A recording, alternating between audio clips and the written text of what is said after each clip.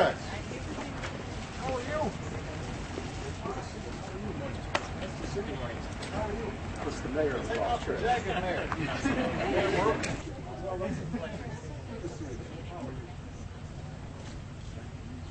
Everybody have a seat. This is the warm up. How are you? Well. I know it's warm out here, so how are you? I'm going to what's your name again? Sammy, how are you? 7 years old. Well, thank you for coming. Yes, hi. Good to see you.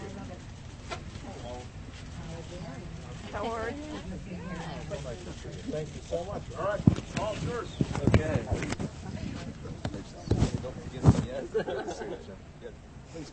Welcome. My name is Paul Brayshaw, and my wife Frances here. We'd like to welcome you to our backyard. We appreciate you all being here. We tried to clean up everything, so but just watch your step. You never know; there could be a fresh one out there. But yeah. So welcome. 36 years ago, I was born with severe factor IX deficiency, hemophilia. I lack a specific clotting factor in my blood to make it clot. And it's been a bit of a challenge over the years. In 2006, I reached a lifetime cap after 3 years. I was trying to figure out what to do, whether I should go on a disability policy, change jobs, or move states. Fortunately, my employer came through and was able to cover my health care costs. But it was a significant stress for me and my wife. We had an opportunity to have this employer take care of us, which made the world of difference. The problem with hemophilia, 90% of the costs are associated with the clotting factor, the medications I take. So it's been, that's really where I drive up health care. And it's important to have a policy that will cover that.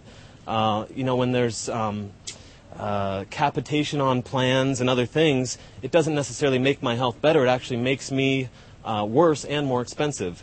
So it's been something that I've had to work through. Fortunately, the Affordable Health Care Act is going to remove some of those burdens and remove the shackles. Really, I won't have to depend on the job for insurance anymore.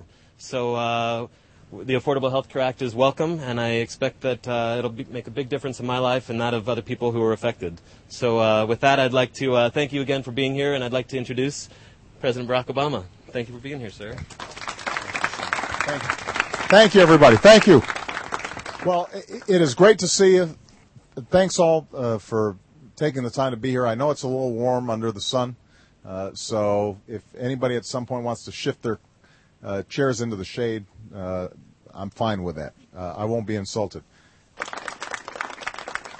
And Falls Church Mayor Nader Baruch, I was just mentioning, Baruch means blessings in Hebrew, one who's blessed, and Barak means the same thing. So he and I were right there. And I know he feels blessed to be the mayor of this wonderful town. So we're going to start with Dawn. Where's Dawn? Dawn's right here. Dawn's already got her own mic. Introduce yourself, Dawn, and tell us a little about yourself and your situation. Thank you. I'm Dawn Josephson from Jacksonville, Florida, and I've been a self-employed entrepreneur since 1998. During that time, majority of those years, I didn't even have insurance because it was simply too expensive. In 2006, my son Wesley was born. Little guy. This is Wesley. Little. Go say hi. There you go. This is Wesley here. That's Wesley. He was born in 2006, and that's when we finally got health insurance. We had a few different policies over the years, always had something excluded from it, even something as silly as ear infections. And I mean, what kid does not get ear infections? So, I mean, silly stuff. In July of 2009, he had eye surgery. We discovered he had sudden onset of a condition called strabismus in the eyes, and his right eye needed surgery. So we had the surgery, and in less than a year later, we said we needed new insurance. What we had was killing us for our premium. And this was right around the time, right after the act passed. The insurance company gave us an affordable rate. We were looking for a very affordable plan. And when she told us we were approved, my immediate response was, but what's not covered? And I knew full well we were going to have an exclusion for my son's eye. And she said, "You're covered. Nothing's not covered." And I said, "Okay, I'm not being very clear here with my questioning. What about my son?" She said, "Yeah, your son's covered." I said, "No, you don't understand. What if he needs another surgery on his eye? Are you going to pay for it?" I said, "Yes, he's covered." And I was shocked. And she said, "We can no longer exclude pre-existing conditions for children." And it didn't hit me until later that night when I was talking with my husband as to why she said that. And we started talking about it. I said, "Wow, something affected me personally from, the government was really shocking." So not only do we have a more affordable plan, but my son is now covered no matter what happens. It is routine for children with strabismus to need multiple surgeries. And I know now that that's not going to have to come out of our pocket, which was a big fear. So very thankful and very grateful. Thank you so much for everything you've done, President Obama, and everything that everyone has done to push this through, because it's really made our life so much less stressful. It's just an average American family. That's a wonderful story. Thank you, Don. Next, I want to talk to Gail, who flew down here from New Hampshire, and I had a chance to talk to Gail a couple of days ago. I had actually received a letter had been passed on to us from Gail's husband telling their story, and so I just was so touched by it, and it was wonderful to have a chance to speak to her personally. But Gail? That was awesome, too. You made my day. Yeah, in March of this year, I was diagnosed with high-grade stage 2 non-Hodgkin's lymphoma, and I was uninsured. I work full-time as a preschool teacher at a Montessori school that does not offer insurance to their employees. So I was scared to death. More, not as much, "Oh, I've got cancer. What am I going to do?" It was, how am I going to pay for these outrageous bills that are going to come our way? So then we would have to have gone into our retirement fund and used all that up. And we have one son in college and one on the way to college in 2 years. We would have had to use all the money that we saved for those to pay for my medical bills. And then when we heard about the high-risk pool and that it was in effect in July 1st, we got right onto it. We called people. We got all of the criteria in order so that we were actually insured on July 1st. My doctor let me wait for 3 months to start chemotherapy and radiation. And on July 5th, I started chemo, and I am doing radiation right now. I'm feeling great. And if it wasn't for this bill, I would have probably not been feeling great because I would have been so stressed out and worried about paying for my medical bills that now I can focus on my health instead of focusing on how am I going to pay to get better. So I personally thank all of you and President Obama so much. I mean, you do not know how this has changed my life and how grateful I am. Irma Byrne. I'm from Vineland, New Jersey. Mm-hmm. I'm very curious to know what can be done about the insurance companies and medication. As it stands now, the insurance companies rule when the doctors order. They either refuse, or it's a generic, or they have to go back to the doctor and argue with his office as to whether or not you can have it. Well, under Medicare, prescription drugs are covered under Part D. Yes. But for a lot of seniors, they still haven't been affordable even under Part D. And so one of the things that was part of the Reform Act was us slowly phasing out something called the donut hole. Yeah. A lot of seniors fell into it. One of our main priorities was saying, let's close the donut hole. And we are beginning to do that now, first by providing some supplemental assistance to seniors. A couple of million seniors have already received, or is it about 1.5 million seniors have already received checks of $250. I was able to get my heart medication once that check got there. Well, so you've already received it, and it Yes. helped you get Yes. some heart medication. Medicine I couldn't afford. Well, that's a wonderful story, and that's exactly what we want to make sure of, is that you don't have to make decisions about, do I get this medication or not. And I thank you from Well, the bottom of my heart. Well, I appreciate that. Yes. Hi, President Obama. How are you? Good. My name is Nia Hurd-Garris. I'm a fourth-year medical student at Howard, and I'm one of the people that has not been able to go to the doctor, ironically, because I'm in medical school and I can't even go. So I just wanted to know, what steps are we going to take after it's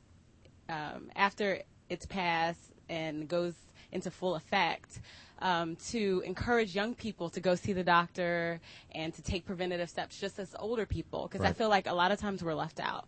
Well, first of all, as I said, up to the age of 26, you're going to be able to stay on your parents' coverage, and that's important for a lot of people. It's exciting. You look like you're, what, 22? Yeah, I wish. 24. Okay. So What? Well, I mean, I wasn't that far up. I wish, let me tell you, 24 is just fine.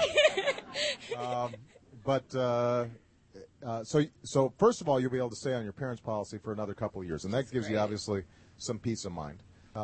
So much of keeping ourselves healthy is knowing what's going on and going in and getting regular checkups and being able to monitor your health. My mother died of ovarian cancer, and she did not have steady health insurance during her life because she was essentially a self-employed consultant. And ovarian cancer is a tough cancer. Once you get it, it's tough, mainly because it's typically diagnosed very late. Now, I can't say for certain that if she had been diagnosed earlier, she might be with us here today. But I know that the fact that she did not have regular insurance meant that she was not getting the kinds of regular checkups that might have made a difference. Yeah, I want to thank you. First of all, I have a son with intractable seizures, and this bill is going to make a huge difference in our lives personally. But I also want to speak on behalf of small business, because small business has been used as an argument against this bill, and I find it very hard to understand. I think there's a huge campaign of misinformation. In fact, we were about ready to make a choice between not insuring our employees anymore because we simply couldn't afford it. It was $90,000 a year and a third of our payroll, or close our doors because, we had no choice anymore. And this bill and the tax increment that I get back takes that statistic from 30 to about 18%. It makes it a massive difference in the fate of our business and in the fate of all of our employees who are insured. We did not want to drop our policy, and in the fate of our son. And I guess my question is, what can we do about this misinformation? It seems so pervasive everywhere, and it's so wrong. I think this bill is really affordable for small business, and I want some way to get that word out. Well, I appreciate that. Tell me what kind of business you got. I own a bookstore, the King's English. Oh, do you? Yeah, in Utah. Well, that's wonderful. Thank you. I love bookstores. I know you do. I follow your career. Well, in 2008, 3 of us hit 60, and of course that's a place where they really go up. And our premiums shot up to well over 30% of our payroll, which shot our payroll up to 30% of our gross, which is totally unsustainable. That's basically your margin. That's it. Way more than that. Way more. Right. I mean, it eats up whatever profits that you're making. So, as a consequence of the Affordable Care Act, we've got 4 million businesses like yours that are now eligible for significant tax reductions that'll pay for up to a third of the premiums that you're paying for yourselves and your employees. Hi. Thank you so much, Mr. President, for having us here. I want to thank you. I just have a comment. My son, Sammy, who was here, is 7, and he has neurofibromatosis. I don't know. Have you ever heard of it? I've heard of it, but you should describe for us what that means. It means that he had a spontaneous mutation on his chromosome, and he was diagnosed 2.5 years ago, and it just basically means your tumor suppressor doesn't work properly. So every nerve cell has a potential of becoming a tumor. So... there's Which a wide, is pretty nerve-wracking for mom. It's unbelievable. And there's a wide spectrum. So some people end up with minor complications, but others have serious problems. And he's already had surgeries and things of that nature. So I just want to thank you and the secretary and congressmen and senators, because it's life-changing for a parent. Well, Sammy looks terrific. Saw him run